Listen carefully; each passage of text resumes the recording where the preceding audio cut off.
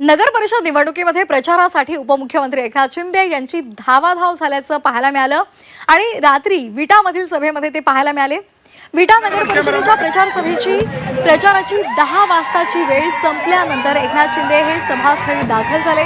शिंदे यांनी धावत स्टेजवर जात संपल्यामुळे अवघी 10 मिनिटं उपस्थितांसमोर भाषण केलं। याआधी संगमनेरमध्ये उपमुख्यमंत्री शिंदेंची पळापळ पाहायला मिळालेली होती, तो व्हिडिओ समोर आला होता आणि संगमनेरमध्ये आदर्श आचारसंहितेची वेळ मर्यादा पाळण्यासाठी शिंदेंसह पोलीस प्रशासनाची सुद्धा धावपळ झालेली होती। प्रचार सभेमध्ये अवघी 5 मिनिटं शिल्लक असताना शिंदे सभास्थळी पोहोचले।